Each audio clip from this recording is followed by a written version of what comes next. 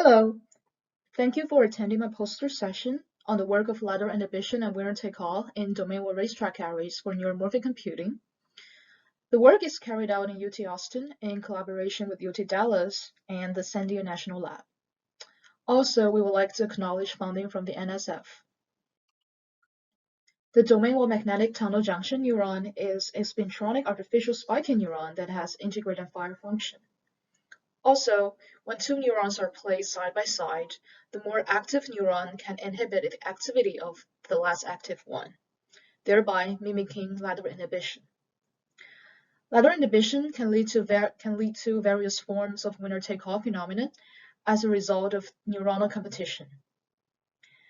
Various forms of winner-take-all, including hard, soft, and K winner-take-all, have great computational powers, and please refer to reference 1 for their detailed definitions.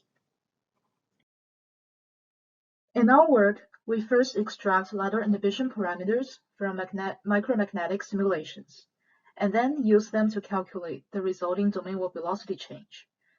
We will show that lateral inhibition can modulate neuron activity in the domain-wide magnetic tunnel junction neuron arrays and lead to winner-take-all behaviors. Lateral inhibition decreases the domain-wide velocity of the less active neuron. For a detailed study of the neuron lateral inhibition mechanism, please refer to our previous work reference 2. Here, the take-home message is that lateral inhibition can be characterized by a domain-wide velocity reduction, delta V, and it depends on the magnetic interaction strength and therefore the lateral spacing S between the two neighboring neurons. As a result, how neurons are arranged in the array affects the lateral inhibition and WTA. We here compare two neuron arrangements. Arrangement A, neighboring neurons have uniform spacing S. And arrangement B, neighboring neurons have alternating spacings S1 and S2.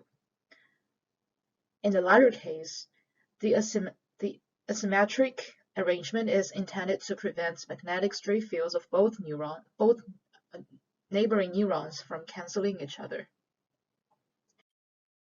We next show that how lateral inhibition changes domain-wide velocity distribution in a domain-wide magnetic tunnel junction neuron array.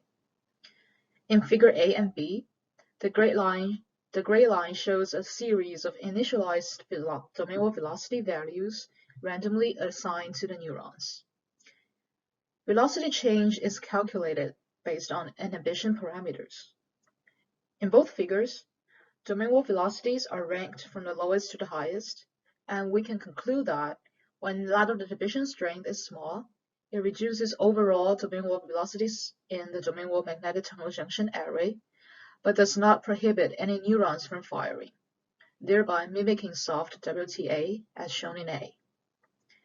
When lateral inhibition strength is large enough to reverse the motion of some domain walls, it can prohibit these neurons from firing altogether, thereby mimicking KWTA and firing group selections, as shown in figure B and C. Thank you for your attention, and again, we would like to thank our collaborators and funding agency.